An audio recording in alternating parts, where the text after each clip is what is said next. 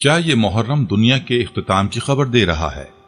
9ویں اور 10ویں محرم قریب ہے اور فضا میں کچھ غیر معمولی ہے، جیسے قدرت سانس روک کر کسی بڑے فیصلے کا انتظار کر رہی ہو۔ کیا ان ایام میں ایسا کوئی طوفان آنے والا ہے جو دنیا کو ہلا کر رکھ دے؟ کیا یہ محرم تاریخ کا اختتام اور قیامت کی ابتدا ہے؟ بسم اللہ الرحمن الرحیم۔ السلام علیکم رحمۃ اللہ وبرکاتہ۔ میں ہوں جمیل احمد جامی۔ ناظرین، جب محرم کا چاند طلوع ہوتا ہے تو دل جیسے ایک عجیب سی کیفیت میں ڈوب جاتا ہے۔ ہر سال کی طرح یہ مہینہ آیا ضرور ہے، مگر اس بار اس کی آمد کچھ اور ہی پیغام دے رہی ہے۔ ایک ایسا پیغام جو صرف ماضی کی یاد نہیں بلکہ مستقبل کی گہری خبر بھی ہے۔ کیا یہ وہی محرم ہے جس میں دنیا بدلنے والی ہے؟ کیا یہ وہی چاند ہے جو کربلا کے ساتھ ساتھ قیامت کے آثار بھی سمیٹے ہوئے ہے؟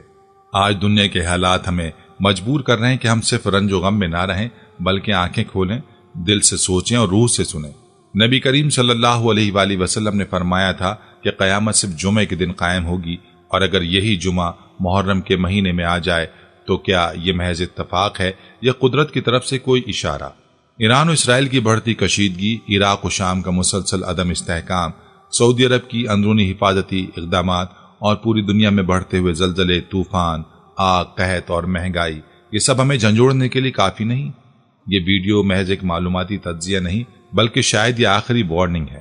ہو سکتا ہے یہی لمحہ وہ ہو جسے ہم برسوں سے نظر انداز کرتے آئے ہوں، اور شاید یہی پیغام آپ کے دل کی بند کھڑکیوں کو کھول دے۔ اگر یہ دنیا واقعی اپنے انجام کی طرف بڑھ رہی ہے تو سوال یہ نہیں کہ قیامت کب آئے گی، بلکہ یہ کہ ہم کہاں کھڑے ہیں، اور اگر امام حسین علیہ السلام کا پیغام آج بھی زندہ ہے تو کیا ہم اس روشنی کو تھامنے کے لیے تیار ہیں؟ ناظرین، محرم الحرام اسلامی سال کا پہلا مہینہ ہے، مگر اس سال کا آغاز صرف تاریخ کے اعتبار سے نہیں بلکہ روحانیت کے اعتبار سے بھی انتہائی اہمیت کا حامل ہے۔ یہ مہینہ ہمیں اس عظیم قربانی کی یاد دلاتا ہے جو حضرت امام حسین رضی اللہ عنہ نے کربلا کے میدان میں پیش کی۔ محرم وقت کی اس گواہی کا نام ہے جب باطل پوری طاقت سے سامنے آیا اور حق صرف 72 جانثاروں کے ساتھ ڈٹا رہا۔ حضرت حسین رضی اللہ عنہ کی قربانی نہ صرف اسلام کی بقا کا ضامن بنی بلکہ ہر دور کے مظلوم کے لیے ایک آواز، ایک حوصلہ اور ایک انقلاب کی علامت بھی بن گئی۔ یہ مہینہ ہمیں صرف آنسو بہانے کے لیے نہیں دیا گیا بلکہ ہمیں بیدار کرنے کے لیے ہے۔ اہل بیت کا پیغام یہی تھا کہ جب ظلم حد سے بڑھ جائے، جب حق کا گلا گھونٹا جانے لگے تو قربانی سے پیچھے نہیں ہٹا جائے۔ محرم ہمیں سکھاتا ہے کہ دین صرف عبادات کا نام نہیں بلکہ کردار، استقامت اور فدیے کا مطالبہ کرتا ہے۔ یہ مہینہ ہمیں اپنی اصلاح، اپنی نیتوں کی تجدید اور وقت کے یزیدوں کے خلاف ذہنی اور روحانی تیاری کا موقع دیتا ہے۔ یہی وہ مہینہ ہے جو ہمیں یاد دلاتا ہے کہ اگر امام حسین رضی اللہ عنہ وقت کے باطل کے خلاف خاموش نہ رہے تو ہم کیسے خاموش رہ سکتے ہیں؟ اسلامی تعلیمات کے مطابق قیامت ایک یقینی حقیقت ہے جو اللہ کے علم میں طے شدہ وقت پر واقع ہوگی، مگر اس کے آثار، علامتیں اور اشارات ہمیں قرآن و سنت میں واضح طور پر بیان کر دی گئے ہیں۔ نبی کریم صلی اللہ علیہ وآلہ وسلم نے جہاں قیامت کی بڑی اور چھوٹی علامات کو تفصیل سے بیان فرمایا، وہیں کچھ اوقات، دنوں اور مہینوں کا بھی ذکر کیا جن میں قیامت واقع ہو سکتی ہے۔ انہی میں ایک مشہور اور مستند حدیث صحیح مسلم میں ملتی ہے جس میں آپ علیہ الصلوۃ والسلام نے فرمایا، ہر جاندار جمعے کے دن صبح سے سورج نکلنے تک قیامت کے خوف سے کان لگائے ہوتا ہے سوائے انسان کے۔ صحیح مسلم۔ ناظرین، یہ حدیث واضح کرتی ہے کہ قیامت کا دن جمعہ ہوگا، اور یہی جمعہ جب محرم کے مہینے میں آ جائے تو بہت سے اہل علم اور متقدم مفسرین کے مطابق یہ دو روحانی نشانیاں یکجا ہو جاتی ہیں، سال کا آغاز اور دنیا کا انجام۔ اس لیے بعض اکابرین امت اور محدثین نے اس موضوع پر خاص توجہ دی ہے کہ اگر محرم اور جمعہ جمع ہو جائیں تو ایک روحانی طور پر خوفناک اور عظیم موقع ہو سکتا ہے، اگرچہ حتمی علم اللہ تعالیٰ کے پاس ہے۔ محرم کا مہینہ بذات خود ان 4 مہینوں میں شامل ہے جنہیں اللہ تعالیٰ نے قرآن میں اشہر الحرم یعنی حرمت والے مہینے قرار دیا ہے۔ ان مہینوں میں خون ریزی، جنگ و جدال اور فتنہ و فساد کو انتہائی ناپسندیدہ قرار دیا گیا ہے، اور ساتھ ہی ساتھ ان مہینوں میں آزمائش، ہدایت اور عذاب کے واقعات بھی تاریخ میں بکثرت ملتے ہیں۔ مثلا امام قرطبی رحمہ اللہ نے اپنی تفسیر میں لکھا کہ محرم الحرام میں بعض انبیاء پر سخت آزمائشیں آئی تھیں۔ حضرت موسیٰ علیہ السلام نے فرعون سے نجات اسی مہینے میں پائی۔ حضرت نوح علیہ السلام کی کشتی محرم کے دن ہی جودی پہاڑ پر آ کر ٹھہری۔ حضرت یونس علیہ السلام مچھلی کے پیٹ سے اسی مہینے میں نجات پائے۔ یہ سب واقعات نہ صرف آزمائش بلکہ اہل ایمان کے لیے نجات اور اہل باطل کے لیے تباہی کا پیغام بھی تھے۔ اسی روشنی میں بعض مفسرین اور محدثین نے یہ رائے پیش کی کہ محرم صرف ابتدا نہیں بلکہ حتمی انجام کا مہینہ بھی ہو سکتا ہے۔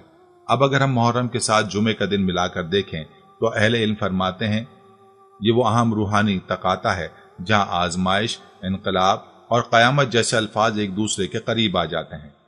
حضرت شاہ ولی اللہ دہلوی رحمہ اللہ اور دیگر علماء فرماتے ہیں کہ دنوں اور مہینے کے جوڑ یعنی مخصوص وقتوں میں اگر مخصوص واقعات ہونے لگیں تو وہ اللہ کی طرف سے کسی بڑے فیصلے کا اشارہ ہوتے ہیں۔ اب ذرا غور کریں موجودہ حالات پر۔ مشرق وسطی میں مسلسل بگاڑ، عالمی طاقتوں کی چالاکیاں، فلسطین میں روزانہ قتل عام، شام و عراق کی تباہی اور حجاز میں نئی تہذیبی مذہبی پالیسیاں، یہ سب کچھ صرف سیاسی نہیں بلکہ روحانی اور تقدیری اشارے بھی ہیں۔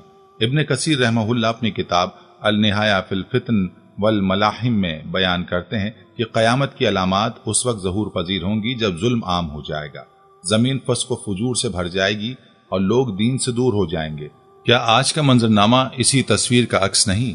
کچھ احادیث میں اگرچہ محرم کے ساتھ براہ راست قیامت کا ذکر نہیں، لیکن جمعہ، عشرہ محرم اور یوم عاشور کے حوالے سے عظیم واقعات مذکور ہیں جو عند الضرورت قیامت جیسے عظیم واقعات کے لیے مناسب پس منظر فراہم کرتے ہیں۔ اس لیے بہت سے معاصر علماء جیسے ڈاکٹر اسرار احمد رحمہ اللہ، شیخ عمران حسین اور دیگر مفکرین نے بھی ان اشاروں کو سنجیدگی سے لیا ہے۔ ان کے مطابق یہ امکان موجود ہے کہ قیامت سے پہلے کوئی بڑا فتنہ یہ امام مہدی علیہ السلام کا ظہور یا عالمی تباہی ان مہینوں میں ہو سکتی ہے، خصوصاً جب جمعے کا دن محرم کے اندر آئے اور حالات سنگین ہو جائیں۔ ناظرین، یاد رہے کہ ہم قیامت کا وقت نہیں جانتے لیکن ہم اس کے علامات ضرور جانتے ہیں۔ نبی کریم صلی اللہ علیہ وآلہ وسلم نے فرمایا جب تم دیکھو کہ زمین ظلم و جور سے بھر چکی ہے تو سمجھ لو حق قریب ہے۔ اب سوال یہ نہیں کہ قیامت کب آئے گی، اب سوال یہ کہ کیا ہم اس وقت کے لیے تیار ہیں، کیونکہ آج کی دنیا اگر وہی حالات پیدا کر رہی ہے جو احادیث نے بیان کیے، اگر محرم اور جمعہ دونوں ایک ساتھ آئے ہیں، اگر آزمائشیں اور ظلم اپنی آخری حدوں کو چھو رہے ہیں، تو یہ سب ہمیں بتا رہا ہے کہ دروازے کھل چکے ہیں، گھڑی چل چکی ہے اور پردہ کسی بھی لمحے اٹھ سکتا ہے۔ ناظرین، دنیا ایک ایسے موڑ پر کھڑی ہے جہاں ہر لمحہ ایک نئی پیش گوئی، ایک نیا خطرہ اور ایک نئی علامت کو جنم دے رہا ہے۔ جو کچھ ہم آج دیکھ رہے ہیں وہ محض سیاسی عسکری جھڑپیں نہیں بلکہ یہ سب دنیا کی بڑی تبدیلیوں کا پیش خیمہ محسوس ہوتا ہے۔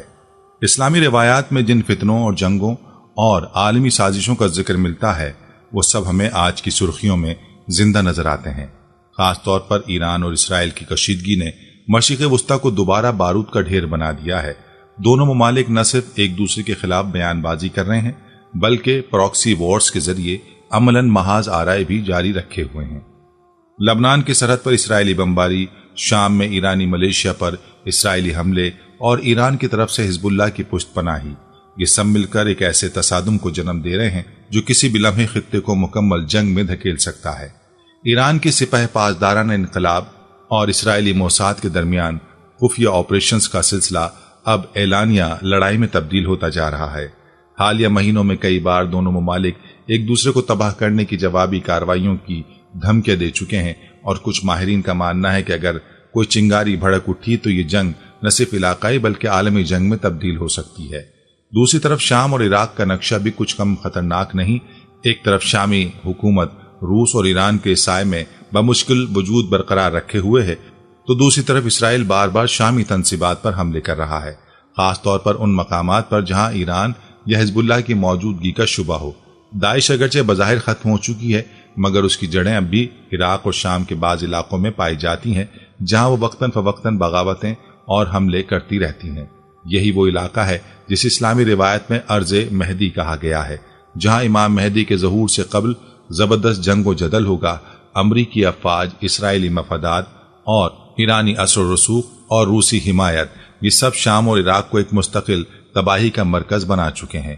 عراق جو ایک زمانے میں علمی و تہذیبی مرکز تھا، آج فساد، مظاہروں، کرپشن اور بیرونی مداخلتوں کی دلدل میں دھسا ہوا ہے۔ ایک طرف امریکہ نے عراق میں اپنی افواج مستقل طور پر تعینات کر رکھی ہیں تو دوسری طرف ایرانی حمایت یافتہ گروہ ملک میں اپنی الگ حکومتیں چلا رہے ہیں۔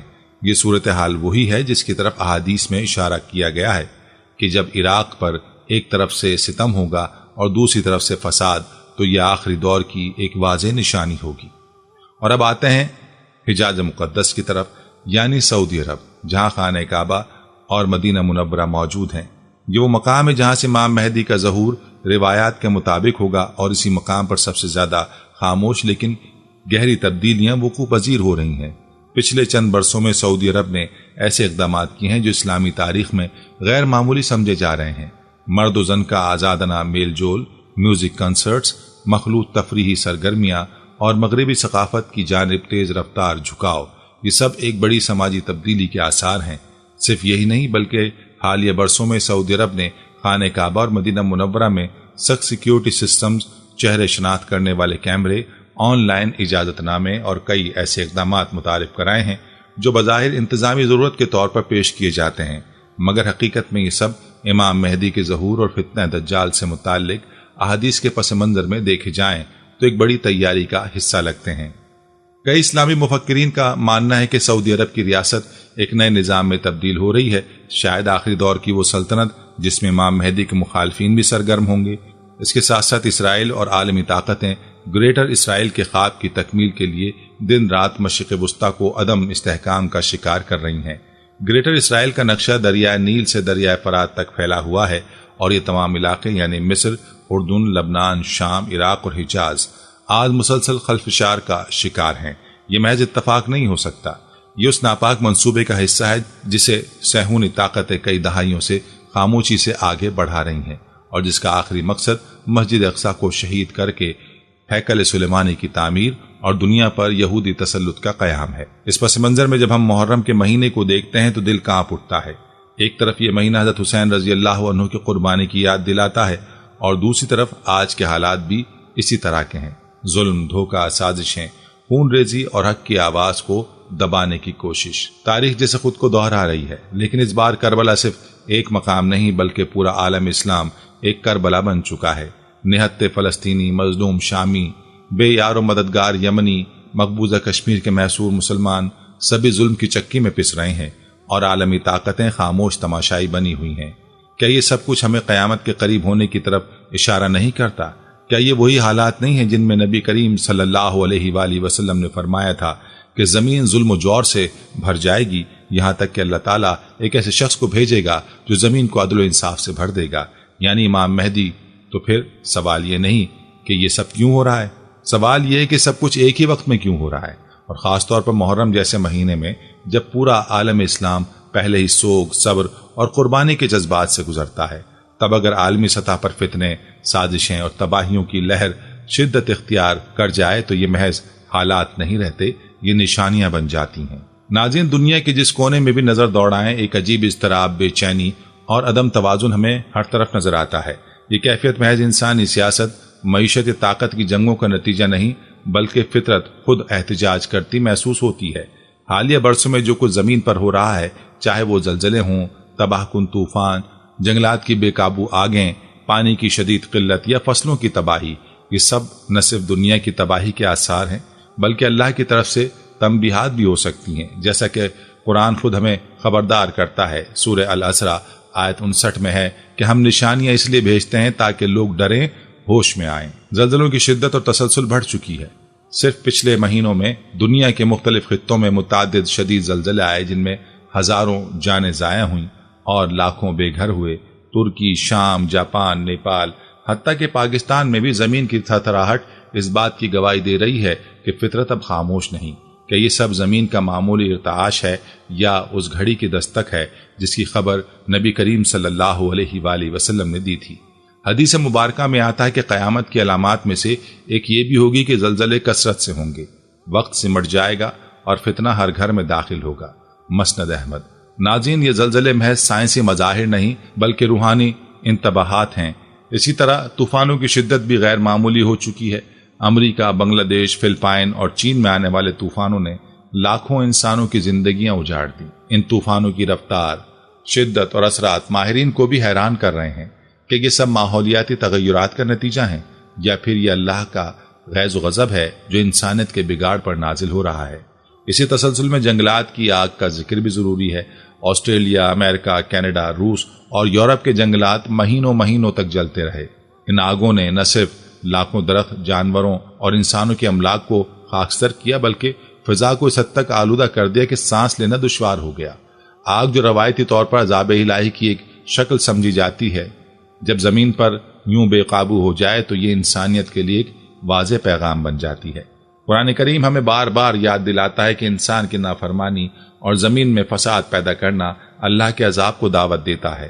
سورہ روم کی آیت نمبر 41 میں ہے، خشکی اور تری میں فساد ظاہر ہو چکا ہے، اس کے سبب جو لوگوں کے ہاتھوں نے کمایا۔ یہی فساد آج زمین کے ہر گوشے میں دکھائی دیتا ہے۔ پانی کی قلت، دریا خشک، گلیشیئرز پگھلتے، سمندر کی سطح بلند اور صحراؤں کا پھیلاؤ۔ اقوام متحدہ کی رپورٹ کے مطابق آنے والے برسوں میں دنیا کے کئی بڑے شہروں میں پانی ناپید ہو جائے گا۔ آج کی جدید دنیا جس پانی کو بے دریغ ضائع کر رہی ہے، کل وہی پانی قیامت کی ایک علامت بن جائے گا۔ اور سب سے خطرناک حقیقت یہ ہے کہ فصلیں برباد ہو رہی ہیں۔ ایک طرف عالمی سطح پر زمین بنجر ہوتی جا رہی ہے تو دوسری طرف کڑے موسمیاتی بے ترتیبی اور غیر متوازن بارشیں زرعی نظام کو تہس نہس کر رہی ہیں۔ اناج کی قلت، مہنگائی اور بھوک کا پھیلاؤ، یہ سب انسان کو اس حقیقت کی طرف متوجہ کر رہے ہیں کہ اللہ کا رزق بھی مشروط ہے۔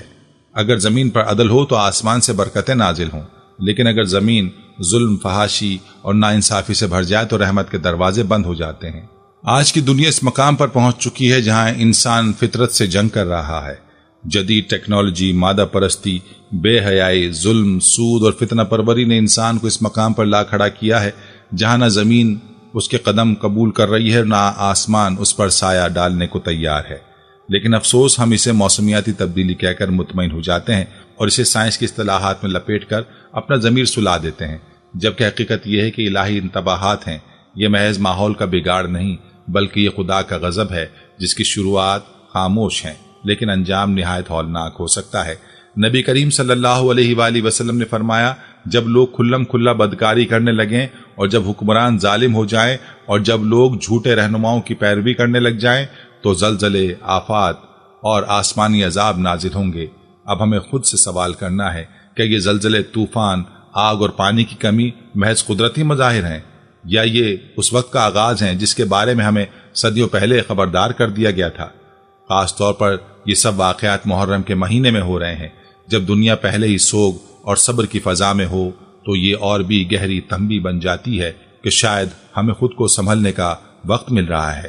لیکن یہ مہلت ہمیشہ نہیں رہتی۔ جب زمین ظلم و فساد سے بھر جائے، جب طاقتور ظلم کو قانون اور کمزور کی آہ کو جرم بنا دے، جب دھوکہ، سود، فحاشی اور جھوٹ عام ہو جائے، تو حدیث ہمیں بتاتی ہیں کہ اللہ ایک ایسی ہستی کو دنیا میں بھیجے گا جو زمین کو عدل و انصاف سے بھر دے گا، جس طرح وہ پہلے ظلم و ستم سے بھر چکی ہوگی۔ یہ پیشگوئی کسی عام انسان کی نہیں بلکہ خاتم النبیین حضرت محمد صلی اللہ علیہ وآلہ وسلم کی زبان مبارک سے نکلی ہوئی ہے۔ جیسے کہ سنن نبی داؤد میں حدیث ہے، وہ زمین کو انصاف سے بھر دے گا جیسے وہ پہلے ظلم و ستم سے بھری ہوئی ہوگی۔ یہ حدیث امام مہدی کے ظہور کی سب سے واضح اور مؤثر خبر ہے۔ اب سوال یہ ہے کہ کیا آج کی زمین ظلم سے نہیں بھر چکی؟ کیا آج کا عالمی نظام فریب، قتل و غارت، معیشتی استحصال اور روحانی زوال کا شکار نہیں؟ فلسطین، کشمیر، یمن، شام، عراق، برما، چین میں مسلمانوں کی نسل کشی، مغربی تہذیب کی اخلاقی یلغار، میڈیا کا جھوٹ اور امت مسلمہ کی مجموعی بے بسی، یہ وہ سب علامات ہیں جن کے درمیان امام مہدی کا ظہور متوقع ہے۔ امام مہدی کی آمد کے بارے میں احادیث میں کئی علاقائی اشارے بھی موجود ہیں۔ سب سے مشہور اور حیرت انگیز نشانی خراسان سے نکلنے والے سیاہ جھنڈے ہیں۔ حضرت صوبان رضی اللہ عنہ سے روایت ہے کہ رسول اللہ صلی اللہ علیہ وآلہ وسلم نے فرمایا، جب تم سیاہ جھنڈوں کو خراسان سے نکلتے دیکھو تو ان کے ساتھ شامل ہو جاؤ، کیونکہ ان میں اللہ کا خلیفہ مہدی ہوگا۔ سنن نبی ماجہ حدیث نمبر 4082۔ خراسان کا علاقہ موجودہ افغانستان، ایران، وسطی ایشیا اور شمال مغربی پاکستان پر مشتمل ہے۔ دلچسپ بات یہ ہے کہ یہی خطہ آج عالمی طاقتوں کا میدان جنگ بنا ہوا ہے۔ امریکی اور نیٹو افواج کی افغانستان سے شکست، طالبان کا دوبارہ ابھرنا اور ایرانی خطے میں مسلسل ہنگامہ، یہ سب اس حدیث کی معنوی تصویر دکھا رہے ہیں۔ ایسے میں اگر کوئی منظم دینی تحریک جو ظلم کے خلاف ہو اور سیاہ پرچم اٹھائے پھرتی ہے تو یہ عین اس روایت کے مطابق ہوگا۔ اسی طرح امام مہدی علیہ السلام کے ظہور سے متعلق احادیث حجاز، شام اور عراق کو بھی مرکز قرار دیتی ہیں۔ احادیث میں آتا ہے کہ امام مہدی کا ظہور مدینہ سے ہوگا اور وہ مکہ کی طرف جائیں گے جہاں لوگ انہیں زبردستی خلافت کے لیے بیعت کریں گے۔ حضرت علی رضی اللہ عنہ سے روایت ہے کہ مہدی مکہ میں بیت اللہ کے پاس بیعت کیے جائیں گے اور آسمان سے ایک آواز آئے گی کہ یہ اللہ کے خلیفہ ہیں، ان کی اطاعت کرو۔ ناظرین، آج حجاز میں جو سماجی اور روحانی تبدیلیاں آ رہی ہیں، جن میں روایتی دینی اقدار کی جگہ جدید مغربی ماڈل کو فروغ دیا جا رہا ہے، وہ اس حدیث کو زیادہ توجہ طلب بنا دیتی ہے۔ سعودی عرب میں سخت سیکیورٹی، کیمرہ سسٹمز اور خانہ کعبہ کی نگرانی کے جدید ترین انتظامات کسی عام دینی خدمت کے لیے نہیں، بلکہ مستقبل میں کسی بڑی تحریک یا شخصیت کی نگرانی اور کنٹرول کے لیے ہیں۔ کیا یہ ماحول امام مہدی کے ظہور کے راستے کو روکنے کی تیاری ہے، یا اللہ کی تقدیر ان تمام رکاوٹوں کو چیرنے والی ہے؟ امام مہدی کے ظہور کی ایک اور علامت عراق اور شام میں مسلسل فساد ہے۔ حدیث میں آیا ہے کہ جب شام میں فتنہ برپا ہو، عراق پر مصیبتیں ٹوٹ پڑیں اور مصر میں کوئی حکومت باقی نہ رہے تو مہدی کا انتظار کرو۔ ناظرین، آج شام مکمل طور پر تباہ ہو چکا ہے، لاکھوں شہید ہو چکے ہیں، لاکھوں مہاجر بن چکے ہیں۔ عراق میں مسلسل بغاوت، احتجاج، کرپشن اور ایران امریکہ کا پراکسی جنگی میدان بنا ہوا ہے۔ مصر میں اگرچہ حکومت موجود ہے، مگر عدل و انصاف کا مکمل فقدان ہے اور ہر طرف خوف و دہشت کا راج ہے۔ یہ سب احادیث میں بیان کردہ اشارے ہمیں صرف مستقبل کی ایک روحانی ہستی کی خبر نہیں دیتے، بلکہ ہمیں ایک نئی دینی اور روحانی تیاری کا پیغام دیتے ہیں۔ امام مہدی کے ظہور کا مطلب صرف ایک نجات دہندہ کا آنا نہیں، بلکہ یہ انسانیت کے فیصلے کا وقت ہوگا۔ ان کے ساتھ وہی لوگ ہوں گے جو حق کے طلبگار ہوں گے، نہ کہ محض تماشائی۔ آج کی دنیا جو اندھیرے میں ڈوبی ہوئی ہے، جہاں صداقت مذاق بن چکی ہے اور باطل طاقتور، وہاں امام مہدی کا تصور صرف امید نہیں، بلکہ بیداری، قربانی، جہاد اور روحانی انقلاب کا اعلان ہے۔ تو اب سوال یہ نہیں کہ امام مہدی آئیں گے، اصل سوال یہ ہے کہ کیا ہم ان کے لیے تیار ہیں؟ کیا ہم ظلم سے نفرت کرتے ہیں؟ کیا ہم حق کے ساتھ کھڑے ہونے کا حوصلہ رکھتے ہیں؟ کیا ہم دنیا کی چمک دمک میں اتنے کھو چکے ہیں کہ سچ کو پہچاننے کی صلاحیت ہی کھو دی ہے؟ یہ محرم، یہ حالات، یہ علامتیں سب ہمیں یاد دلا رہے ہیں کہ وقت بدلنے والا ہے، اور وقت کے ساتھ نہ کھڑے ہونے والے تاریخ کے ملبے میں دفن ہو جاتے ہیں۔ ناظرین، اگر یہ واقعی ہمارا آخری محرم ہو تو سوال یہ ہے کہ ہم کہاں کھڑے ہیں؟ کیا ہمارے ایمان زندہ ہے؟ کیا ہمارے اعمال ہمیں اللہ کے قریب لے جا رہے ہیں یا اس سے دور؟ کیا ہماری نیتوں میں اخلاص ہے، اور کیا ہم نے اس دنیا کو اصل امتحان سمجھا ہے؟ اب وقت ہے کہ ہم محض حالات کا ماتم نہ کریں، بلکہ ان حالات کے تقاضوں پر غور کریں۔ ہمیں اپنے گھروں کو، اپنی اولاد کو، اپنے دلوں کو قرآن و سنت سے جوڑنا ہوگا۔ ہم میں سے ہر فرد کو یہ سوچنا ہوگا کہ اگر کل کا سورج نہ نکلے، اگر اگلا محرم نہ آئے، تو کیا ہم اللہ سے ملنے کے لیے تیار ہیں؟ اصلاح صرف دوسروں کی نہیں، اپنی ذات کی بھی ضرورت ہے۔ یہ وقت سوشل میڈیا پر بحث کرنے کا نہیں، اپنے نفس کو قابو رکھنے، استغفار کرنے اور امت کے ساتھ مل کر باطل کے خلاف ذہنی اور روحانی جہاد کرنے کا ہے۔ ہر شخص ایک چراغ بنے اور چراغوں سے اجالا ہو۔ ناظرین، آج ہم نے جو سنا، جو محسوس کیا، وہ صرف ایک ویڈیو کا حصہ نہیں، بلکہ ایک پکار ہے، ایک جھنجھوڑ دینے والا پیغام ہے۔ اگر قیامت قریب ہے، اگر امام مہدی کا ظہور ہونے کو ہے، اگر دجال اپنی آخری چالیں چل رہا ہے، تو کیا ہم غفلت میں رہ سکتے ہیں؟ اگر یہ محرم ہمارا آخری ہو تو کیا ہم تیار ہیں؟ تیاری صرف جسمانی نہیں، روحانی ہے۔ سچے دل سے توبہ، گناہوں کا ترک، والدین کی خدمت، نماز کی حفاظت اور سچ کا ساتھ، یہی وہ اعمال ہیں جو قیامت کے اندھیرے میں روشنی بنیں گے۔ آپ سے گزارش ہے کہ اس ویڈیو کو صرف دیکھ کر نہ چھوڑیں، اسے دوسروں تک پہنچائیں، تاکہ ہر مسلمان کو یہ پیغام ملے کہ وقت قریب ہے اور ہمیں جاگنا ہوگا۔ دعا کیجئے، استغفار کیجئے، اللہ سے رجوع کیجئے، کیونکہ وہی واحد پناہ ہے، وہی حقیقی مددگار اور وہی ابدی امید ہے۔ اللہ ہمیں سچ کو پہچاننے، اس پر چلنے اور اس کی راہ میں قربانی دینے کی توفیق عطا فرمائے۔ آمین۔